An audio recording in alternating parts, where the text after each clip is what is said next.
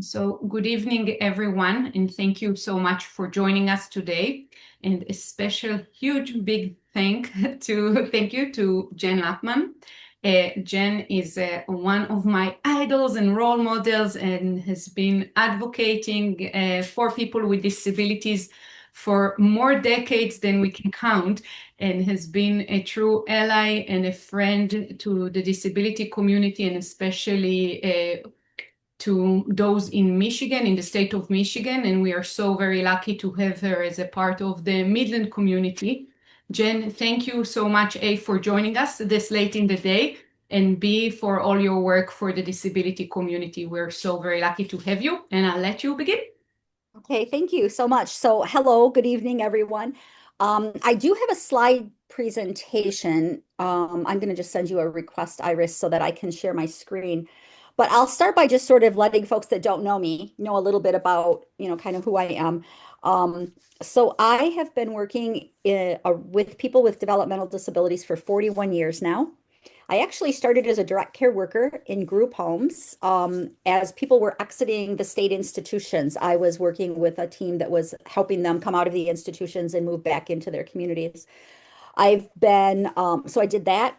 I was a part of the very infant stages of learning about person-centered planning and supporting people with disabilities in homes of their own. And I'm going to talk a little bit more about that during the presentation.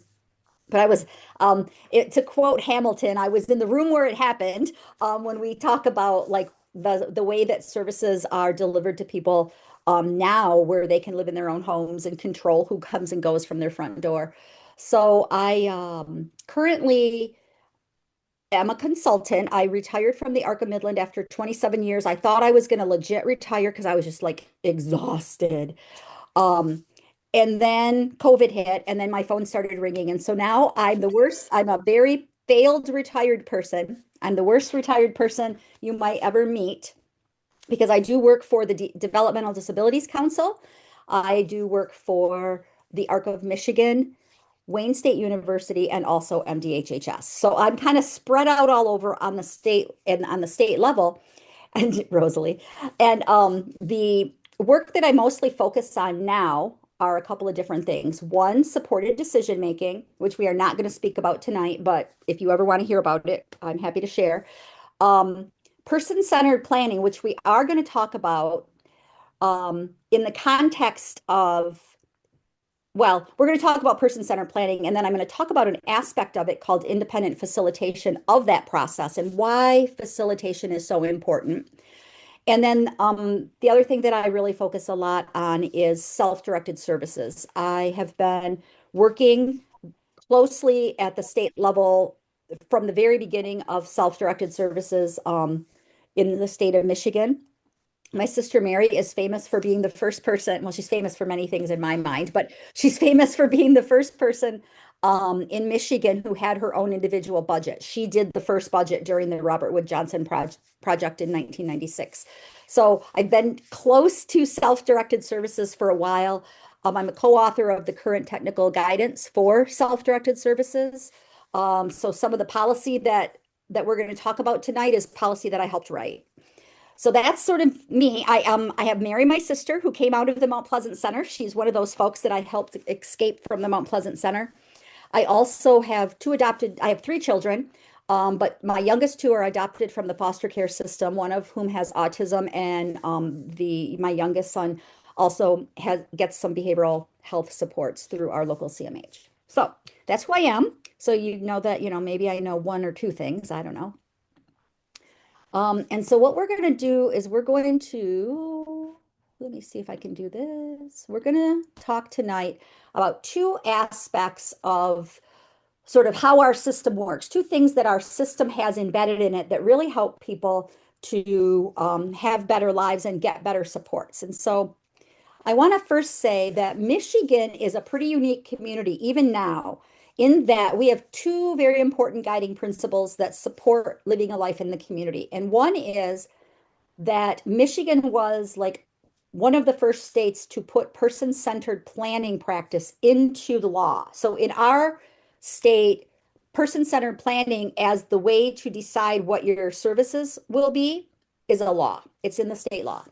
And then the other thing that Michigan has that lots of states didn't have in the beginning, and still some states don't have, is a really solid self-determination policy and really a value of self-determination. So the Michigan self-determination policy states that self-determination and self-directed services should be established in each community for adults with developmental disabilities and adults with mental illness. And I would add to that, and children as well, children with developmental disabilities and children with mental illness. It looks a little different though, in that it's not really self-determination, right? Because your parents are determining it. So they call that choice voucher. Then we have the person-centered planning practice and guidelines. And in the mental health code, it talks about person-centered planning being a process for planning and supporting the person who's receiving services that builds on that person's capacity to engage in activities that promote community life, that honor their individual preferences, choices, and their abilities. And so what that means is that when we are coming together to figure out what support someone needs, number one, we have to look at what their gifts, talents, and strengths are by law. We also have to look at what they want their life to look like by law. And then we need to honor their choices and their preferences as we are developing plans of support and service for them. And that is the law. So I want to give you some history and some context, first of all, because I think very often I will get asked to come and support a family, maybe as an independent facilitator or in some other capacity. And I'll go to a meeting, and they're calling their person-centered planning meeting. And what it really is the person and their case manager, and now me, going through the electronic medical record and answering the questions that are in the medical record or filling in the blanks in the medical record. And then they call that document that gets printed at the end the person-centered plan. Person-centered planning is not that. Person-centered planning is a process. It's not a document that you write, and it's not a meeting that you hold. Now, out of person-centered planning, you're going to end up with hopefully some meetings and hopefully some documents that are your guidance, right, in what you're doing. But that's not what person-centered planning really is. Person-centered planning, oh my goodness, it's a tool for learning together. It brings people and communities and the system together to learn with and from each other. When person-centered planning is done right, when we do it the way that it was first conceived here in the state of Michigan, it changes the individual's life as well as the community culture.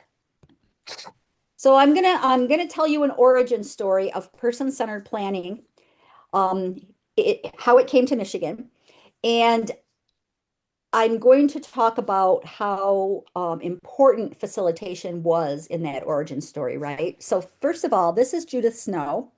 I wonder if just with a show of your electronic hand or a raise, or you can put it in the chat, if anybody has ever met Judith Snow or knows who she is. So if folks could just somehow respond whether or not you know her or know who she is.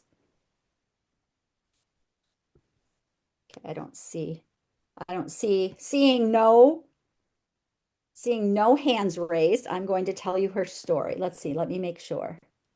Yep, I don't see any hands raised. So Judith Snow was a woman who lived in Canada. As you can see, she used a wheelchair. She had this little puffer thing that she used to move that wheelchair. She had very little control over any of her body movement. She could move like a finger, and then she could, she could talk and she could breathe and she could use her blower for her wheelchair.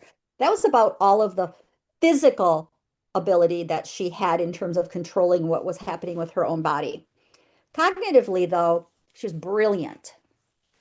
This woman was so smart and so brilliant.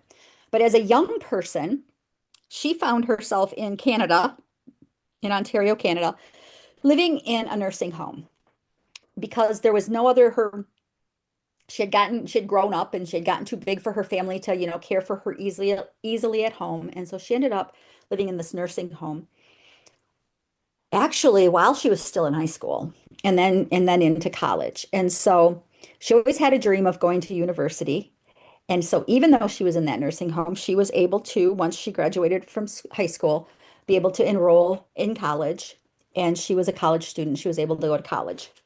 But her college experience was very different than probably some of your, if any of you went to college, your college experiences. In that, if you wanted to stay late to work on something in the lab, Judith could never do that because she had to get on the bus at a certain time to make it back to the nursing home in time to get her medications, her dinner, and get all of her personal care attended to.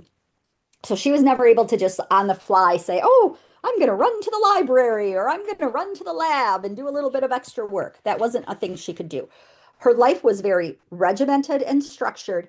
And the rhythm of that day wasn't the rhythm of the day that she would choose, but it was rather the rhythm of the day of the nursing home where she lived, right? So she had to pick classes that were during certain hours when the public transportation ran or the nursing home bus ran when the staff were available to help her and support her, right? So she could never take a night class, for example.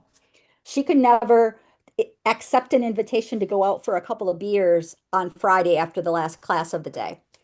Um, if if a staff person, one of the direct care workers at the nursing home called in sick and they couldn't replace that person, and so they had to go short staffed, she would have to miss school because they wouldn't necessarily be able to get to her to get her up and showered and ready to catch the bus on time. And so it was a real big challenge for her.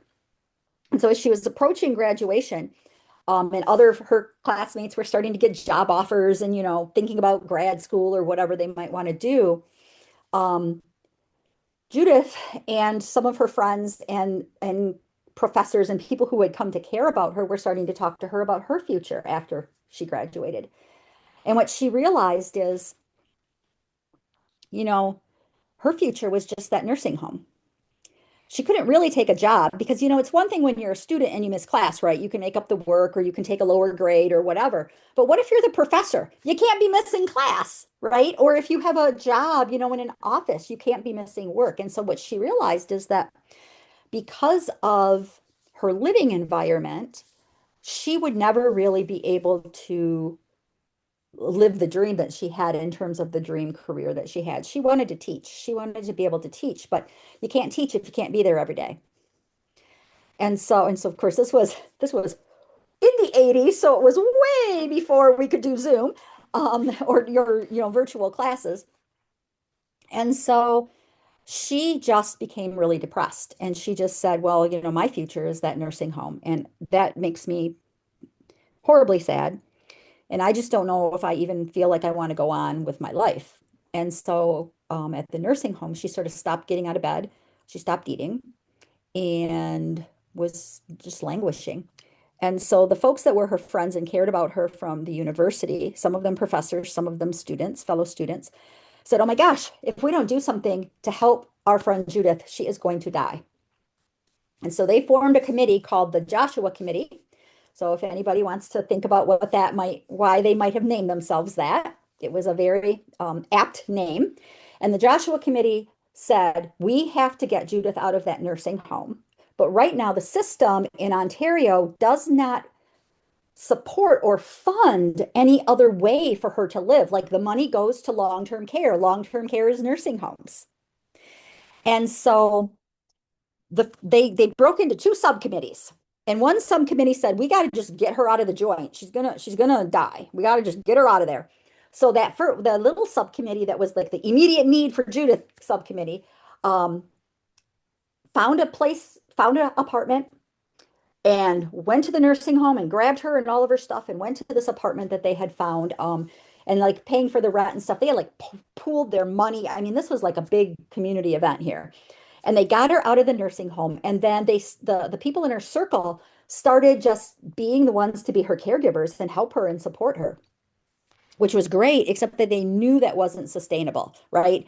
Some of them already had full-time jobs. Some of them were about to finish school and get full-time jobs. And so, and they knew they weren't going to like live their whole entire lives, full-time volunteering to support their friend Judith, but they knew that they were saving her by getting her to do that. So she's out of the nursing home and she's like starting to perk back up and see that there's a possible future. And so she and the other subcommittee sort of joined forces and really began lobbying the provincial government in Ontario to free up dollars to use long-term care dollars in a new and different way. And so Judith was one of the first people in her province of Canada to actually, they decided to do something, they said, okay, let's try this. Let's see what happens. And so they sort of redirected the money that had been going to the nursing home for Judith to a nonprofit organization that then kind of helped her manage that money to get the support that she needed. And they tried it out. And guess what? She thrived, right? She was able to get a job. She had the support she needed. She did all sorts of creative things, right? So the money wasn't really enough to have 24-hour paid support, right? So she had to think about that. Her and her circle had to think about that. So they decided, you know what? This place we got you has 2 bedrooms. What if you offered one of the bedrooms to a university student for free, and in exchange, they would provide you with the care and support you need, during the nighttime hours or whatever it was. And so they came up with all these creative ways to help Judith get the help that she needed with the budget that they had, the money that had been redirected from the nursing home. Over time, Judith was able to work at the university. She was able to travel around the world teaching and teaching about, by the way, circles and person-centered planning, this thing that they felt like they invented with the Joshua Committee, and really lived a very amazing life. She has written several books. She loved art, she loved writing, she loved teaching, and she got to engage in all of those things. She did sadly pass away, but after a very long and full life. And she left such a legacy because she taught so many people. So now she's living the good life. And she is living the good life because of this concept that she and her friends sort of discovered, which was this idea of bringing together a circle of people to engage in a process, right? And they called it the person-centered planning process because Judith was the person at the center and they were trying to help her have a better life. But what they really did was they helped Judith have a better life. They helped a bunch of college students over the years to have a better life because they got to live in really nice houses for cheap and whatever. They helped the community in which she lived, that university community, really come together in a new and different way to support people with disabilities.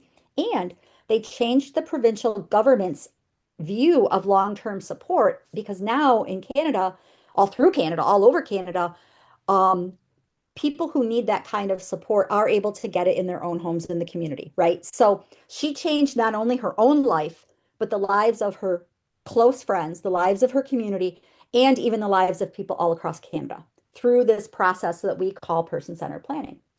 So fast forward to 1988 at the Arc of Michigan Conference in Kalamazoo, Michigan at the Radisson Hotel.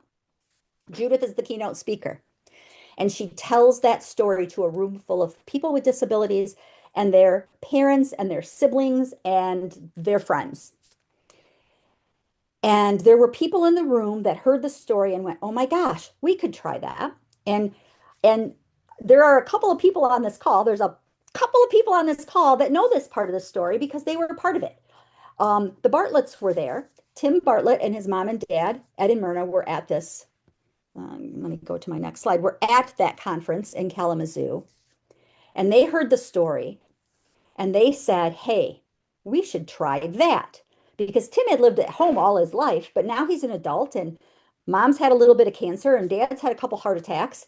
And they're wondering, well, what's going to happen to Tim after we're gone? We should be doing some planning for his future. And Tim said, listen, all my other siblings moved out and got lives. I want to move out and get a life. So the family really had a vision that Tim could move out of his parents' home, live in his own home, get the support he needed to thrive, live the life he wanted to live, right? And so they took that idea of that Joshua committee, and Tim created his own circle of support, which was huge. Like there were, oops, is that bell mean something? Is somebody raising their hand or does that mean something, Iris? No, one of the moms was late to join in and she just joined. Oh, okay, okay. I just want to make sure I didn't want to miss something. For some reason, I can't see the hand raises or any of the chat or any of that. So you'll have to help me. Anyway, so they created this circle. It was huge. There were like 100 people that came and went in this circle. It was huge. There were neighbors of the Bartlett family. There were friends of all of Tim's adult siblings. There were friends of Myrna and Ed. There were coworkers. There were people from the ARC, other families from that were also members of the ARC. They invited Dave Camp because at that time he was a young man who was running for state representative. And I think he came because he said, hey, wait, there could be some potential voters there. I mean, I don't know. He might have come for other reasons, but till the end, I always teased him about that he came to that because he wanted to connect with voters. And there were realtors. Myrna invited a couple realtors, just whoever the Bartletts had a huge crew. But these people came together, not quite sure what was going to happen. But they started to listen to Tim and his family talk about their vision for Tim's future, and then started thinking creatively about how could we make that happen. At that time in Michigan, this is what was available. You could still get into the institution because it hadn't closed yet. You could get into what we call now specialized residential group homes or mom and pop adult foster care homes, or your family could get a little bit of respite. And that was it. And Tim didn't want any of that stuff. He wanted to live in his own home. He wanted to control who came and went from the front door. He wanted to own a vehicle, even though his disability would prevent him from ever driving it. He wanted to hold some keys in his hand and say it's his car, and he can tell his staff when they can take him somewhere. He wanted to have a job and make money. He wanted his job to be something where he could travel and go to hotels that had pools, and he could talk to lots of people and also go swimming. I mean, he had a vision. And anybody who knows Tim or knew Tim when he was alive knows that Tim lived his vision. Every dream Tim had, I think, came true. He wanted to take criminal justice classes, so he was able to go to not Saginaw Valley, Delta College, and he took criminal justice classes. And one time I had to go with him because his staff had called in sick or something. So I'm like, oh, I'll take you to a class, Tim. And it was the day they were looking at crime scene photos. It was so traumatizing to me. Tim was loving it, but it was gross. It was like these gross crime scene photos in this class. He wanted to join a fraternity. And so the first two roommates that he had were Northwood University students, and they belonged to this fraternity called the Teaks. And I didn't know this, but I guess you don't actually have to be a student at the university necessarily to become a teak. So Tim became a teak. He pledged that fraternity, he became a teak. And in fact, if anybody who knew Tim went to his funeral, there were a ton of teaks at his funeral. Because when you are a member of a fraternity, that's a brotherhood. And so, he knew lots of people from that fraternity that over the years, and they cared about him and he cared about them, and they came to his funeral. So Tim got to join his fraternity. Oh my gosh, he wanted a piano for some unknown reason. And some member of the Teaks had a piano when they were graduating. They didn't want to trek it across the country, so they dropped it off at Tim's house. So he just had all these wonderful things and all these beautiful relationships. Turns out Tim loved politics. So that Dave Camp person coming to his circle meeting in the beginning, that turned out to pay dividends for Tim because he became a very strong voice of advocacy in Lansing. And even when Dave went to Congress, Tim was a voice that Dave listened to. And so what happened though with how things went? So when we were figuring out the support for Tim, because he needed someone with him all of the time, we discovered adult home help. So we were able to eventually access that. We did the Judith Snow thing and found a couple college students to live with Tim. And then he still had some hours of the day where we really needed him to have some support. So his family went to CMH and said, hey, you said when people got out of the institution, you'd start looking at the community, and we need some money to help Tim, to support Tim. So the director of DD services at CMH, his name was Art Letourneau. He said, okay, I'm going to give you some money, but please don't make a big deal. Don't tell a lot of people. I don't know if this is okay. I'm a little nervous about this. So he gives the money so that we can hire staff for Tim. And then because Tim is so excited to like be in his house and have a staff and starting to live this life he wants to live, his mom thought we should have a celebration party, and so she planned a block party. And she accidentally invited some people from the state of Michigan, from the Department of Community Health, is what it was called back then. And she invited the director and associate director, and they showed up. And I remember I was standing on the ground, and Art Letourneau, the director of CMH, was standing on Tim's porch, and he saw the people from the state walking up, and I swear all the color drained from his face. Because I'm sure he was like, oh my gosh, we're doing a 24-hour home and it's not licensed and someone's going to be mad. But instead, what happened is the people from the state said, hey, this is kind of cool. How about if we give you some more money to try it some more? And they in Midland got a grant from the Department of Community Health to try this circle thing, to try these circles and person-centered planning thing some more. And so at that point, more families were creating circles of friends. Some of the people that I had helped get out of institutions who were living in group homes started saying, hey, we want to live in our own home. We want to control who comes and goes from our front door. And so some folks that had been in the institution started saying, help us form a circle. And so all these circles started cropping up, right? And we'd gotten this little bit of money from the state to see what we could do. And what ended up happening because of that idea of one person trying to just help Tim have a good life, a bunch of people just trying to help Tim have a good life, ended up not only changing Tim's life, but changing the lives of the people in his circle, changing the lives of other people in Midland, but also changing how we operate in our whole entire state, because that person-centered planning concept that we started in Midland with, right, with those few families, ended up being written into the mental health code. When the state of Michigan started writing their first waivers to bring more Medicaid money into the state, they based the services that you could get in those waivers on the services and supports that we were using general fund dollars in Midland County to provide for folks, like staff, overnight staff, and staff to be with them in the afternoon, all of those things. And so person-centered planning for Tim Bartlett, right, changed the way we operate in the state of Michigan.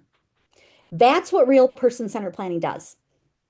It's not a meeting where you just list off all the services you're going to get. It's really literally a meeting where we say, hey, let's bring some community members together. We want to improve someone's life. And maybe when we're doing that, we might discover something that helps improve somebody else's life too, right? So it's about learning together.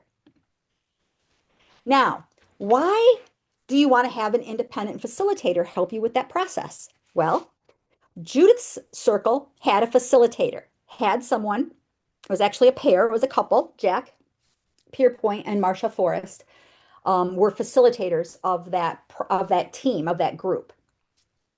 When Tim started his circle, his first facilitator was Rebecca Schumann. And then after she left Michigan, I became the facilitator of that circle. And being a facilitator, having a facilitator really helped do a few things. One, it adds a different perspective, right? You have another person at the table who's helping you think through things. But for Tim will tell you that having a facilitator helped him feel more comfortable articulating his desires. He would often either call me or come into my office and tell me things that he thought his parents might disagree with, that he was hoping we could talk about at the next circle meeting. But also, lots of folks have shared that having a facilitator makes it easier for them to say things that they're worried that somebody might say no to, because they've got somebody that they know has their back, right? Plans can be more meaningful and more focused on life in the community than on services and supports. And so sometimes people get impatient when I'm in a meeting and I'm talking about, well, do you think, what about the community center? What about, the Center for the Arts or whatever it might be, right? But we really, when we're engaging in person-centered planning, we're not just trying to figure out how many hours of community living supports you're going to get, or or if you're going to have overnight health and safety support. We're really saying, what would help you have a good life in the community, and what does it take for that to happen, and where do we have to find places where you can be welcomed, right?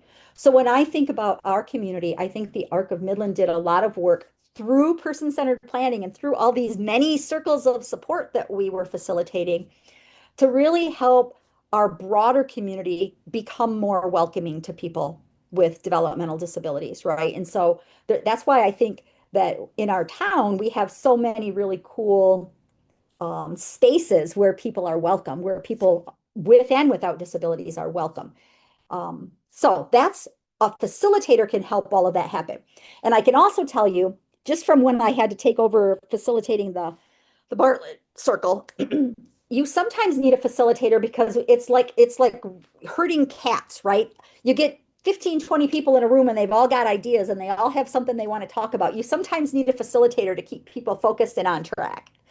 So when you are thinking about person-centered planning now, when we've got all of these great supports in the community, you still can think about what new ideas can we bring to the table? What new opportunities can we bring to the table for this person?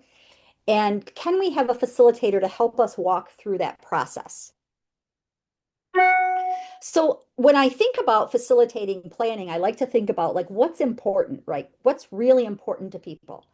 And what's really important to people is having quality relationships, right? Um, Not just paid people to be with you, but people that also are not paid to be with you just because they like you. It's important to have purpose and meaning. Like, what am I getting up in the morning for? What is the contribution I'm making to the bigger world? You also need a place where you feel safe, loved, and a sense of belonging. All of these are universal human needs and desires. And science tells us that without these things, we don't do well. These are, social determinants of health, right? If we don't have good relationships, if we don't have a reason to get up in the morning, if we don't feel safe, loved, and a sense of belonging, we are going to not be as healthy. We are not going to have as good of quality of life, and we are not going to have as long of a life. And so these are really important things that when you're bringing your circle together to engage in person-centered planning that you want to think about, not just services and supports, but like what's important to the person. So when you've got a facilitator in your facilitating process, the person whose life it is, their agenda is your agenda. A facilitator can assist the person to assemble their circle. They assist the person to set the tone. They assist the person to put their dreams and goals on the table. And they facilitate the process by which the circle can help the person move forward in their dreams and goals. Because anything we put in a individual plan of service that the system is, going to be paying for some supports must be helping the person move toward their dreams and goals, right? So some tools that really help the process, right, is meeting in the right space. I used to have this friend that I facilitated his circle and his plans, and he loved restaurants and he loved to meet in the restaurant, but then he would want to talk about like really personal things. And so I would have to negotiate with him and say, listen, how about if we go out to eat after the meeting and during the meeting we're in a more private space because you really want to bring up stuff that you probably don't need our waiter to know.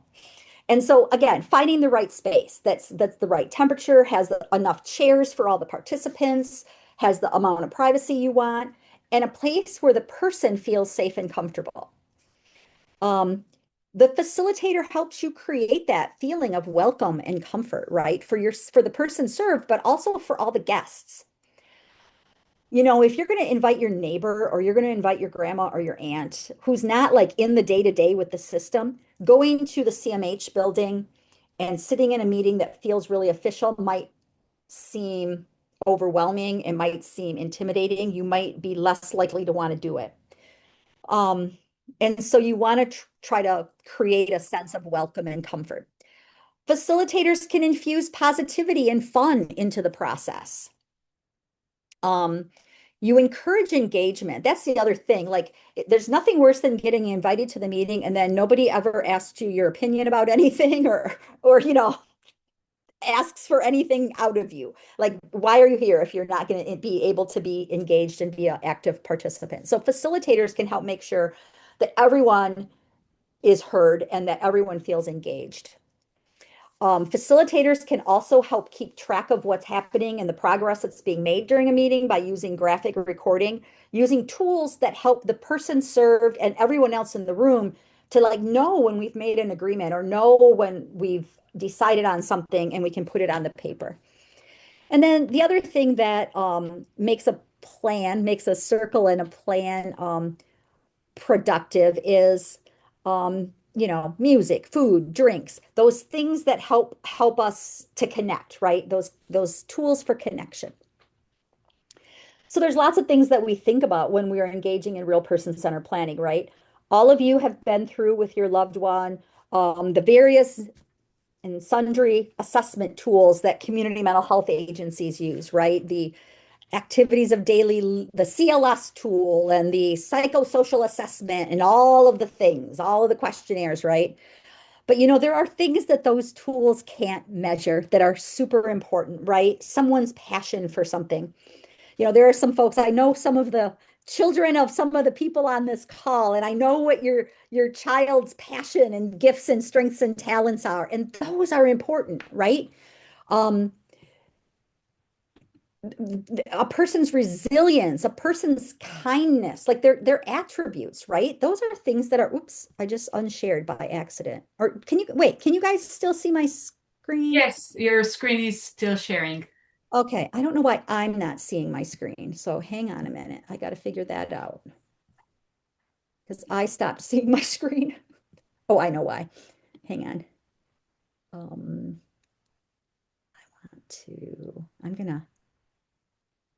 I'm gonna try this and see what happens. Nope, that didn't do anything.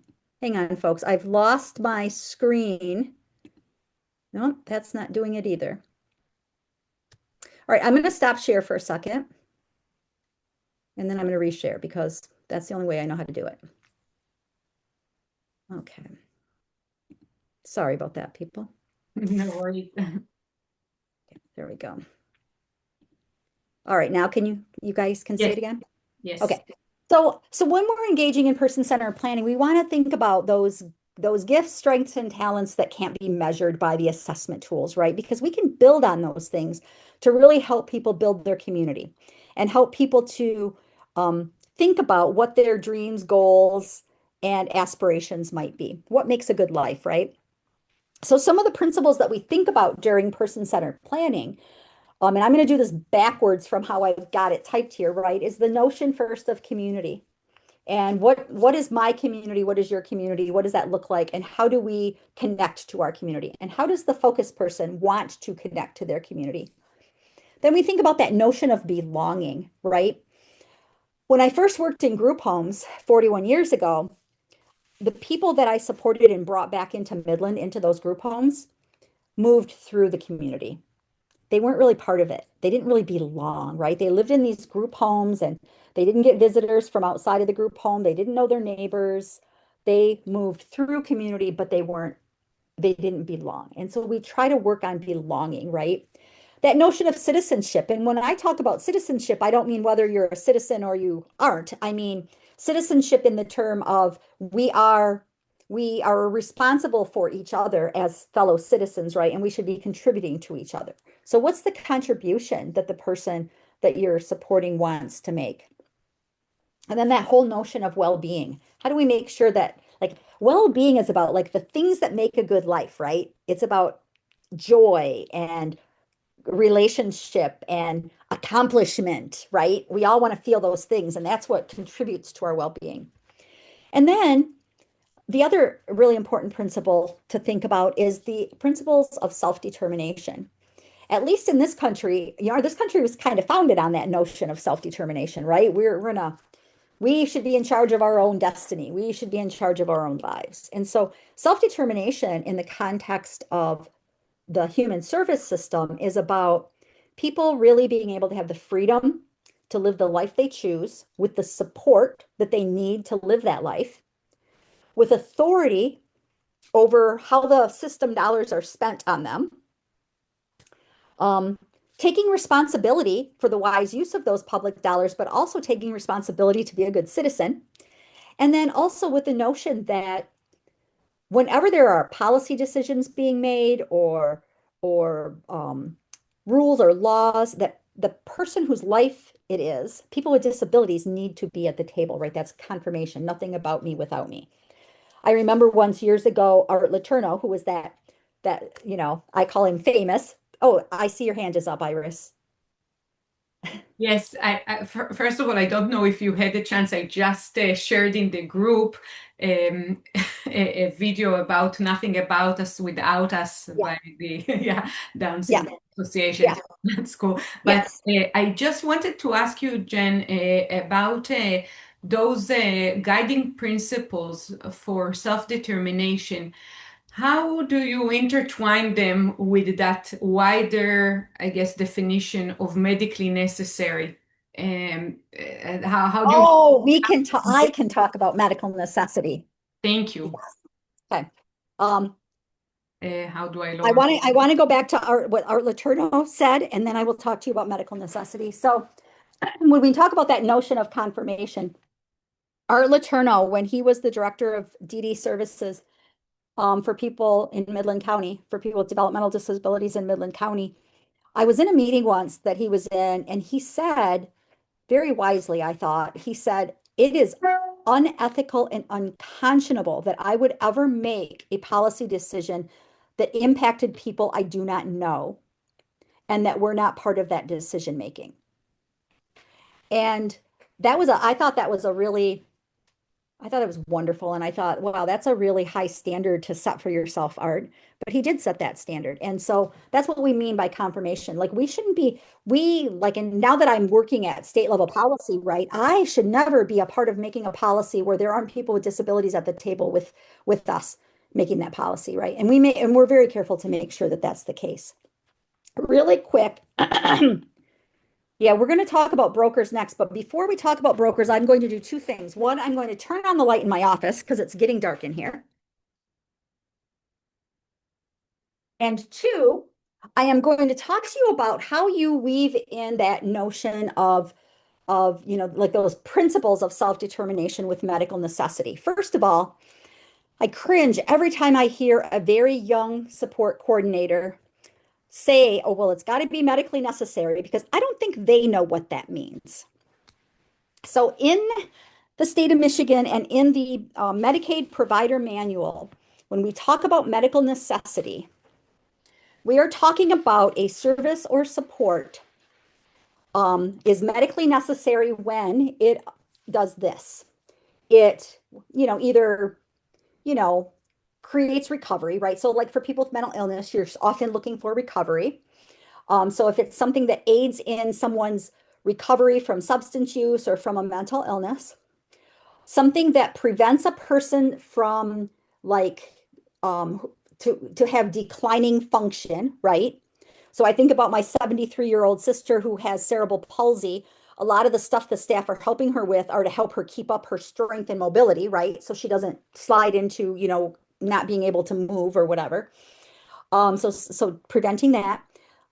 And then or some a service or support that allows the person to experience increased independence. And by that we do not mean this is where oh I this doesn't mean you have to learn how to feed yourself or you have to learn how to wash your hands or learn how to brush your teeth. Those are all good things you might want to learn.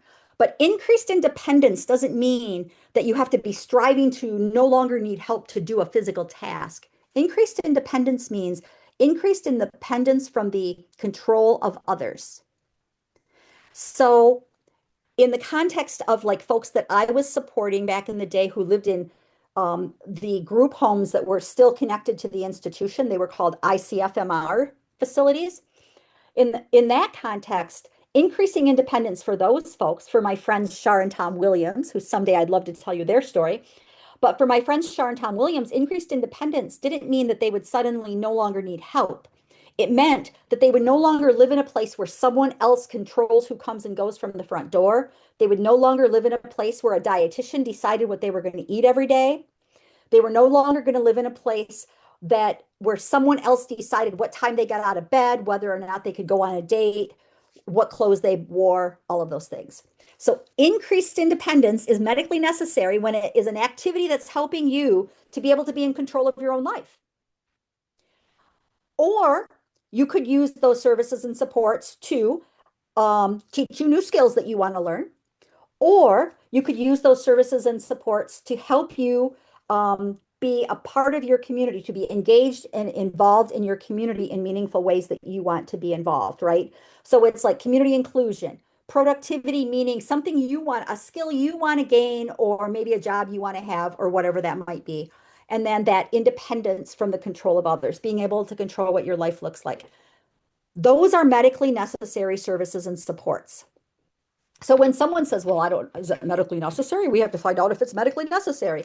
Well, is it helping you to be connected to others in your community? Is it helping you to be engaged in activities that you want to be engaged in your community?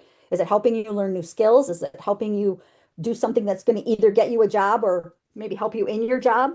Is it something that's going to help you to continue to be in control of your own life? Then yeah, it's medically necessary.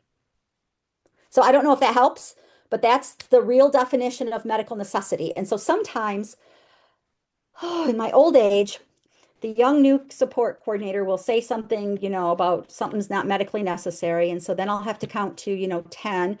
And like 3 days later, when I've, counted to 5 million, I will then respond with an answer because that's not what medical necessity is.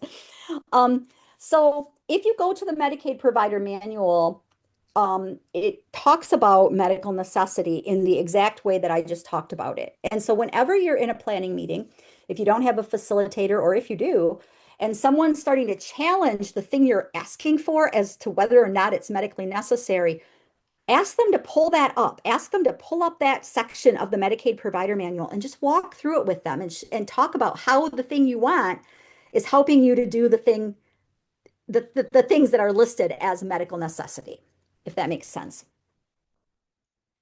Is it fine to move into I don't even know what time it is. Listen to me. Is it fine to move into brokering, Iris? I think so.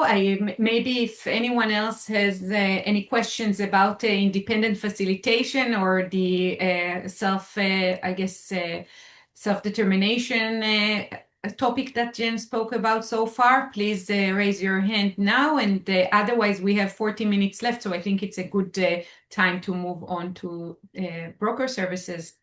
Okay. All right. And you can, I can't see you raise your hand, but Iris will tell me if someone's hand is raised. So, I will. okay. Okay. Thanks, Jen. So I know that some folks who are engaging in self-directed services, which is, what self-determination is, right? Have heard us talk about this notion of a support broker. Like you could get a support broker to help you. And so I wanted to talk for a minute about like what a broker is and how you could potentially use it, right? So kind of the easy answer to what a broker is it's a person who can help in any number of ways as a person is self-directing their services. So it's a service that you can purchase when you are self-directing, when you're doing self-determination. And it's a person that you choose, and they're paid through the fiscal management service. So they're not hired by the CMH or, an agency. They're a person that you employ, just like your direct care workers if you're doing self-determination.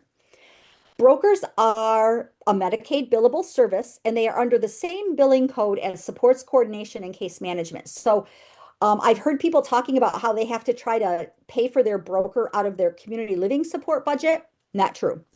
There's a completely separate billing service for brokers, and it's the same billing code as your case manager or your support coordinator. But brokers do not have to have the same credentials as case managers, right? So they don't have to have the bachelor's degree and the experience and all of those things. But you know what they must have are the qualities and skills needed by the person that's supported, right?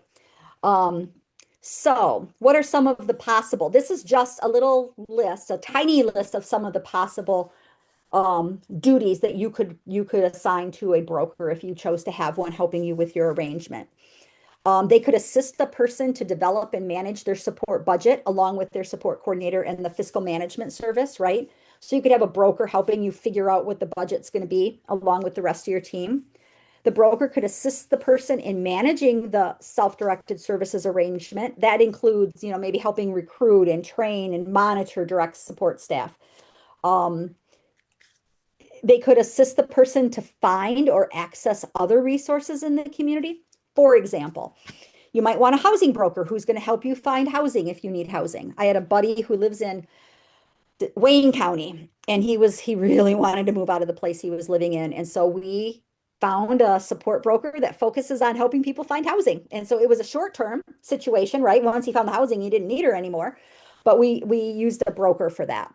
Another example is a broker that focuses on helping people navigate the process of getting durable medical equipment or home modifications. Again, I work with a couple of families down in Southeast Michigan that's just such a hard process because you have to get the bids and the scripts and all the things. And so they engaged a broker to help them gather all of the information that they need to get those pieces of equipment and those home mods. A broker could be hired to just guide and teach the person to manage their own self-directed services arrangement. So like my son Tim, who is self-directing his services. He's my second to youngest. Um, he has a broker who is helping him learn to manage his self-directed services arrangement himself so that this mama can someday actually retire from all duties. So we're getting there. And so he's got a broker that's helping him with that. So that's kind of what a broker is. And is that somebody else coming in? I'm going to stop sharing. Oops, why do I not see everybody? There we go. No, hang on, people. I'm trying to see all of you. Sorry, Jen, I guess one parent got in and out of the call, so they just relogged in. Okay, that's okay. But I, for some reason, can't see all the people. There we go. Now I can. Now I can. I don't know if you have the plan of sharing the slides with all of us or not, but if not, please, if you can go back to your previous slide because I was trying to take notes. I'm going to share the slides. Perfect. First, I will share the slides afterwards. Yeah, Yep. trying to keep Okay. up with you. Yep, that's okay. Wendy, you have a question? I do. How are you, by the way? I'm great. How are you? I'm good, thanks. Now I So, get to hear your voice. So yes. so when you talked about brokers, those are things that parents do. In 99% of it is what a natural parent or natural support or Sure. right? So why can't parents get paid for that?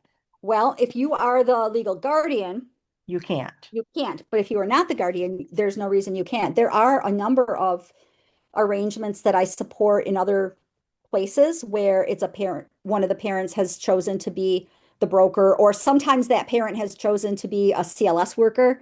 But either way, if you're not the guardian, your son or daughter can hire you. Your kid can hire you. Okay. Yeah. Thank you. You're welcome. And that's quite a few families have sort of done that, Wendy. And if for no other reason, because there's a shortage of staff, right? It's hard to find enough workers. So sometimes parents have been forced kind of into having to work for their son or daughter.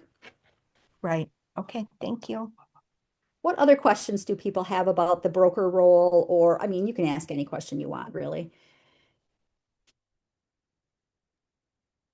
Can like how easy or hard is it to hire a broker for a certain period of time for a specific task and then replace the person with another person for, let's say, a different task? So let's say a family is looking for an out-of-home placement for a child with Prader-Willi, okay?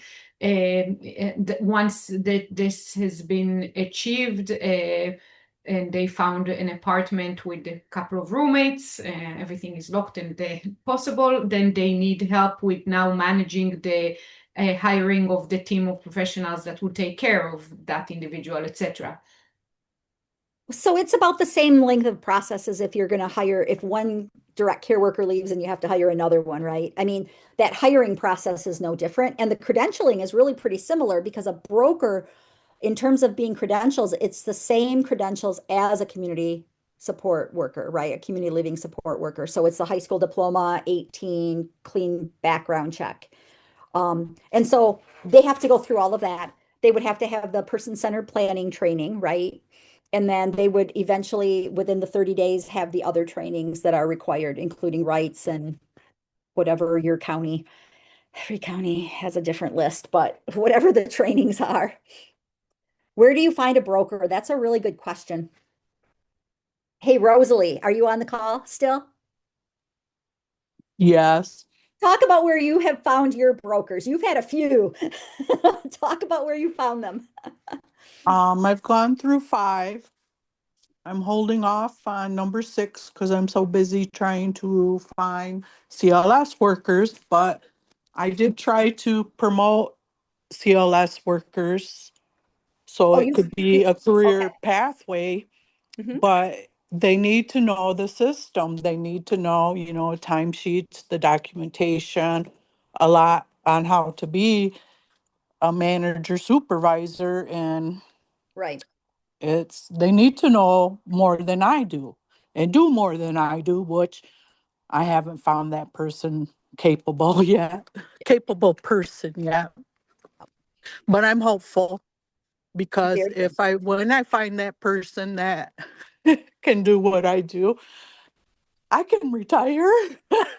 You can be like me. We can retire together, Rosie. We're going to retire together and go to Wisconsin. So Go, my so son, why Wisconsin? oh, because that's where Rosie's tribe is.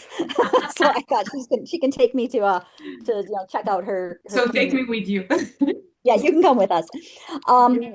so my son, I actually found his broker. This is like a long path, but she's a social worker, but um she has an autoimmune disorder, and so working full time is really hard for her, right? And so she was someone she had actually been an intern for me like, I don't know, 25 years ago. And she just reached out and said, Jan, I can't work full time anymore. Do you know of some things I could do? And I asked her if she ever thought about brokering. She checked into it. She became my son's broker.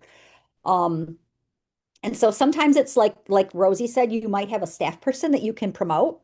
Sometimes it is like in my case, I just happened to find somebody who was looking for part-time work, not full-time work, who happened to know the system and understand the system. Um, I've seen folks hire brokers that were like somebody like in Bay County, there's a family, they're going to hire the aunt. Um, so sometimes it's a family member or someone you know. Um, my sister, when we were first playing around with, she doesn't have a broker anymore. She doesn't need that. She knows what she's doing. But in the beginning, when we were looking for a broker, I mean, we literally, um, kind of put out the word. At that time there wasn't social media, but we, did ads in the paper and whatever. We advertised for it. We said we have this part-time position. Here's what it is, and we interviewed people. Um, I've seen families go to local colleges and try to recruit like, social work students or, folks like that. Yes, Iris. As I exposed in one of our meetings, had three, I guess, ill-informed thoughts about broker services, and I want to kind of check them with you because if I collected my knowledge from a PowerPoint presentation, I'm sure other people have had that same misinformation. So I want to check Sure. three things. One, the ratio of in-person versus not in-person hours for a broker, if there is even such a thing. There is such a thing. And so here's the thing about most services that you get through Medicaid, they have to be face to face, right? And so think about this. Your CMA back in the day, I don't know what the rate is now, but back in the day, Community Mental Health for Central Michigan used to bill Medicaid about $400 an hour for case management services. Do you think your case managers get paid $400 an hour? I will tell you. No, no, they don't. But it was, yes, Rosalie put it in the chat, indirect versus direct time. So the reason that CMH would bill such a high rate for case management, $400 an hour, is because for every hour that case manager spends with the person they serve, they're spending on average 3 to 6 hours of non-face-to-face time doing things on behalf of the person, but not with the person right with them. It's the same for brokers. So like my son Tim's broker, she spends 2 hours a week with him, but she's doing stuff behind the scenes in addition to that. Now she doesn't do as much because of he's got a lot of capabilities. So she doesn't have to do as much. So hers is about for every hour of service, she's spending an hour of non-face-to-face, right? So when we figured out the rate that CMH was going to put in my son Tim's budget for brokering, we made it higher than what her hourly rate of pay is, right? So I'm just going to share it. Let me be transparent. She gets paid $26 an hour. But I asked CMH when I was working on the budget, I said, but what we really need is $52 an hour, plus, the insurance and all that stuff, and payroll taxes, because she's going to have some non-face-to-face time. So I need you to draw down to me in the budget $52 an hour. I'm going to pay her $26 an hour for when she's working, but I have to have you billing Medicaid at that higher rate so that I can pay her for both her direct and indirect time. And so, yes, there's a ratio. And Iris, the rule of thumb has always been kind of like for every 1 hour, you've got 3 hours of non-face-to-face. But that's not necessarily true. You have to figure that out, right? If I did that with my son Tim and said I wanted a rate that allowed for 3 hours of non-face-to-face time, I'd be wasting taxpayer dollars because that's not what it is. That's not what our ratio is. Now, someone else, you might find that your broker's having to spend more than 3 hours for every hour that they're with the person, right? And so you have to really be able to negotiate and figure out what that ratio is. But you do have to make sure that when you're doing your budgeting, if you decide to hire a broker, you have to make sure that in your budgeting, you account for the fact that there will be some time that that broker is doing things without the person served right next to them, which is called indirect time. And so your rate that's in your budget has to be high enough so that you can continue to pay your staff. And I know that was kind of complicated, but you have it. No, but it did touch upon it. And then my two, I guess, related question to the direct and indirect time is if there is a limit to the hourly time that a broker can be paid. Because again, my understanding was that the maximum was 3 hours of indirect on 1 hour of direct per week, and that's it. Okay. So first of all, it might take, my son meets with his broker 2 hours a week. Mm-hmm. So 2 hours of direct time and then 2 hours of indirect time. Other people, the broker, like, oh my goodness, I'm facilitating a plan right now down in Detroit that I feel like the broker has put in 20 hours this week on the situation, right? And so again, it depends. I mean, you have to be not frivolous, but if you can document why you need this broker to do this function for those number of hours, then there's not, like, the Medicaid manual doesn't give you a limit. Let me say it that way. Okay. And then the other thing I just, Alma, who's my partner in this nonprofit and has, again, a son with Prader-Willi syndrome, is very busy doing this whole transition out of one placement to another. So that's kind of high in my mind's eye. But there are things like that would require a condensed effort. And if it's not done by the parent, you actually need to hire a professional, let's say like something that is equivalent to a realtor. Is there a dollar limit to how much you can pay that person who's an expert, let's say, in their field to support something like that? So I mean, around the state, I've seen that most CMHs are trying to keep that broker wage right around $26 an hour. However, with WASCL, sometimes direct support professionals are going to be making that amount, and the broker might need to make a little bit more, number one. If we use the same logic to decide what the broker wage is going to be that we use to decide what wages will be with folks that are under the WASCL settlement, we would be looking at the market. So if you're hiring someone to help you find housing, for example, you're not going to compare them to a licensed realtor because they're not a licensed realtor, but you might compare them to like a property manager, right? So you would try to find like some other jobs that have similar duties. And what is the going rate? What do people get paid to do that work? Right.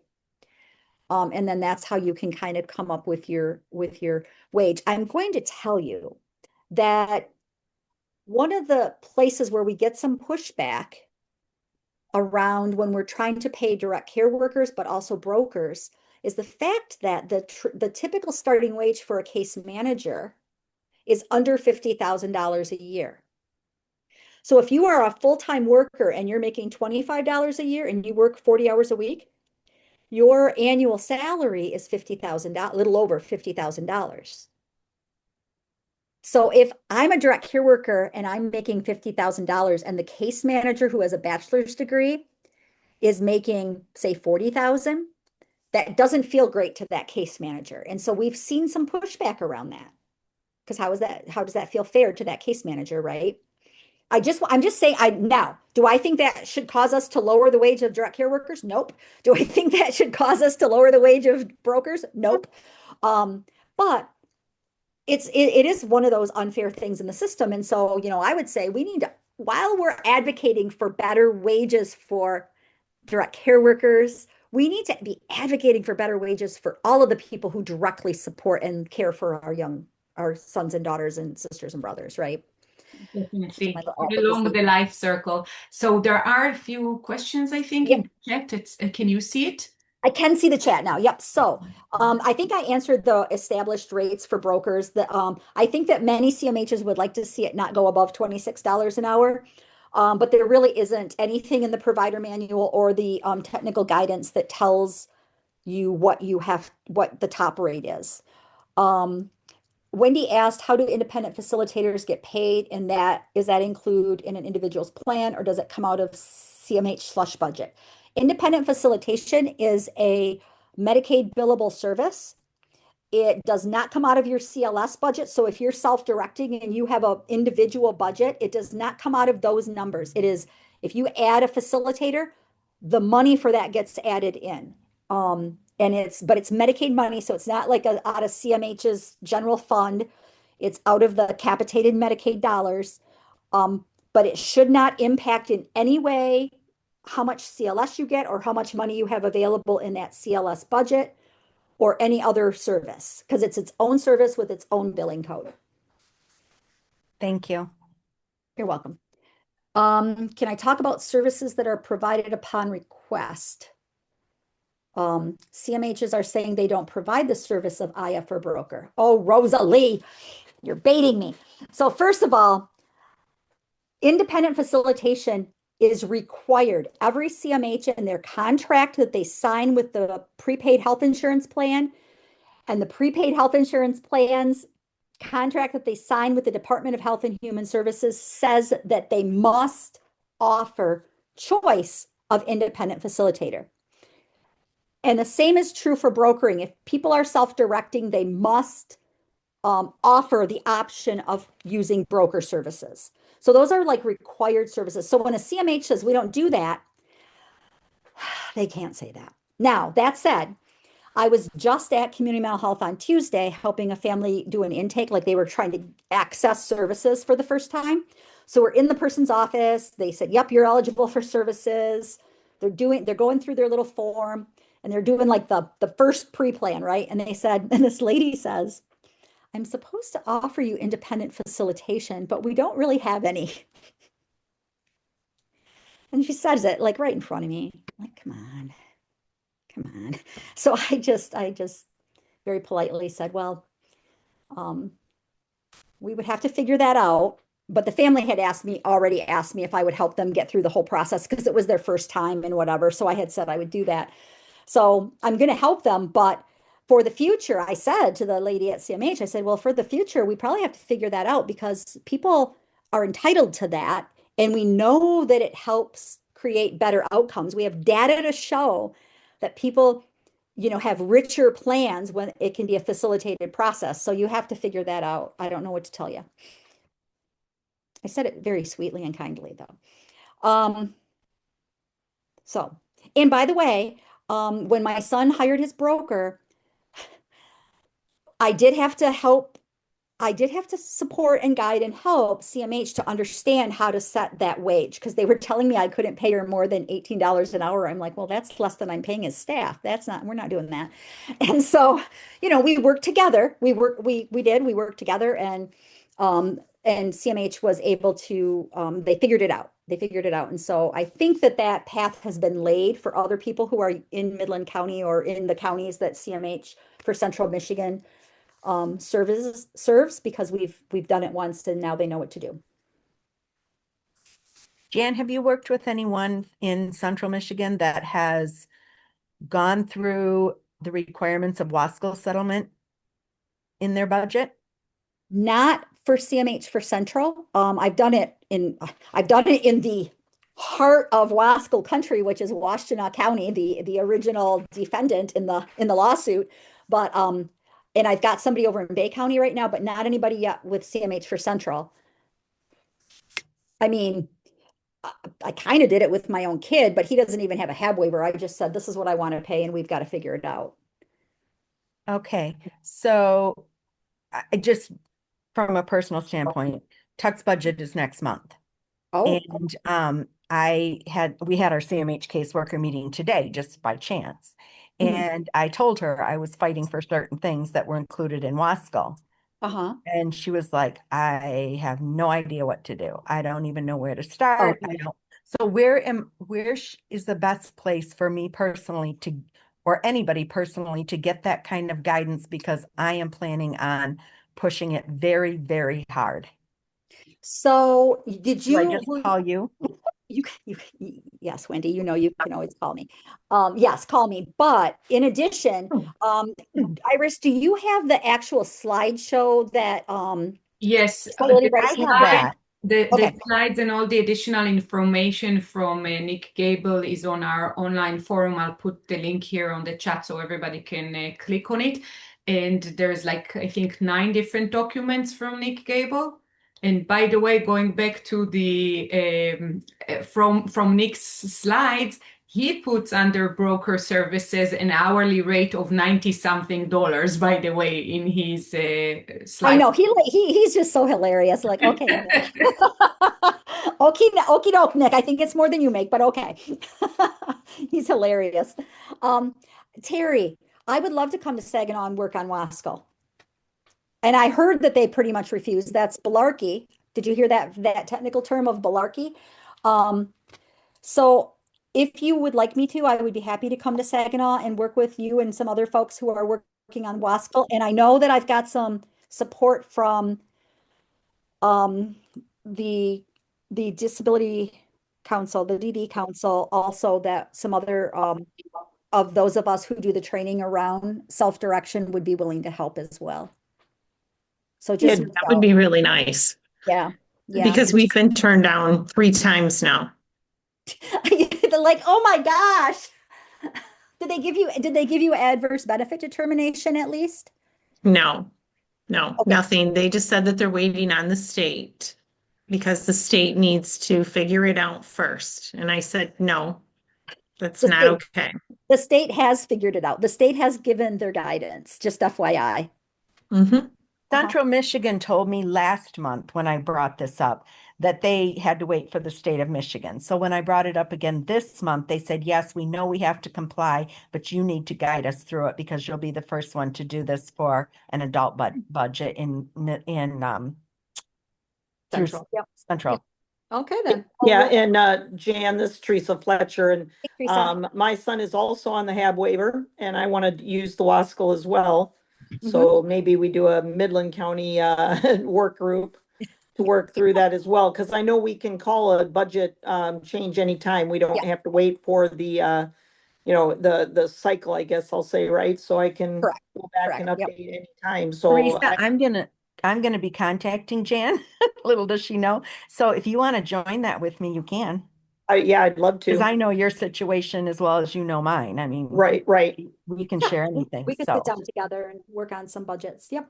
Jen, if you would like, in order to save you time, maybe we can group everybody in Yeah. Team 6 that is interested in this type of guidance, and then Mhm. we might even spike the interest of Disability Network to put some more, not Disability Network, to Disability Rights Michigan to put some more time and energy in guiding this process for a group of devoted parents who wants to go through with this.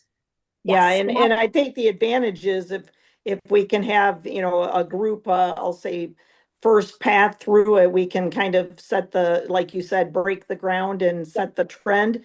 And then other people can follow the model down the road but rather than you doing it with 5, 6, 10 different people, if we do it together, then we Yes. can, and then we can all go at the same time and they can't say to one person, oh, well, no, we don't do that, or we don't know what we're supposed to be doing yet, or whatever. Right. No, I think that's a great idea. And, I have this budget template that I use. And so to help us, do the math and whatever and think about the things. And so we could all be sitting in the same room with the budget template and everybody's putting their own numbers in, right? And then we can Right. just work together like that. Yeah. No, I think that's a great idea. Teresa, And when's Nathan's budget due? When is his next official cycle would be August, but Okay, see, I have to do mine by May 1st, so I'm Yeah. kind of in a rush. you don't Right. have to wait. You don't have to wait till August though, Teresa, if you want. Exactly. That's Yeah. why I say, I mean, now that Wasco's Yep. come through, I've got a reason to go back and do it. I don't need to wait till August because that's Right. when it comes up. Right. Just like you can make other changes to the budget at any time if there's a reason to, right? Correct. So can I just call you, Jan, and see if we can set something up Yeah, and then we can, with a group? yeah, with the group. Yeah, we Okay, can do that. okay. And then Rosalie just asked if there, Rose, listen, lady. She's asking if there will be a WASCL presentation at the Self-Determination Conference On May 4th and 5th, on May 4th and 5th. There will in be my many, calendar. there will be many great presentations. I honestly don't know, Rosalie, because I'm just going to say this. Everybody knows Jan Lampman just says it. There was a little kerfluffle with the state's self-determination analyst and some things that she said that were not consistent with the lawsuit. And so she's been really very careful about talking about WASCL because she doesn't want to misspeak. And so we'll have to see what that might look like. I would love them to invite Nick to come and do his presentation at the conference, but we'll see. But I'll be there and we can talk in the lounge. Marielle will be there doing his improv workshop. That's right. Oh, we could do something within the improv. We could do something improv about it. Yeah. Yeah, and I'll just say that Nick mentioned both in the presentation that he gave from the Midland 1 and 6 group, as well as one that I sat through with the Washtenaw County group, Yep. that about that situation where the misstatement was made and what the Yeah. guidance was and whatnot, and Yeah. that they had to basically send out around a letter of basically a retraction of what was communicated. So I understand the sensitivity or concern they're doing it Yeah. wrong. Yeah, exactly. Exactly. But as you know, I'm one of Nick's, I don't know what I am, unofficial assistants on this. So I can say I can say things. I'm not barred from saying anything. So we can work together. Let's do that. Let's do a Midland group. Terry, let's try to put together something for the folks in Saginaw if you know more, if you know other families. I really don't right now. I Okay. could just listen in with Midland. I don't have a Okay. problem Oh, with that. yeah. If you Why have don't the you come to- worksheets and stuff, I Yeah. could just work along Yeah. with you. Okay, I'd that's appreciate perfect. that. Yeah. Let's do that. Okay. I think that would be yet another example that there is power in numbers, and I hope that we can really gang together to do something effective. And Jen, I don't know if there's any other questions before we let Jen go. I feel so bad because you had such a long day. All good. It's all good.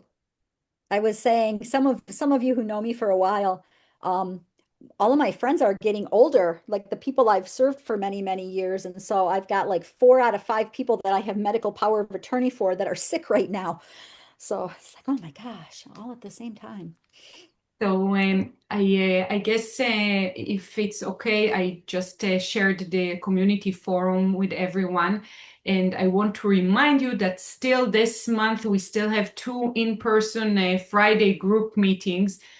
And if nothing else, we can at least meet during those times and start thinking together as a group and how we want to move forward with Waskell. And Jen, maybe we can, after tomorrow, I can ping you on behalf of the group and say maybe this and that day time or whatever you can make available for us to move forward. That would be Okay. great.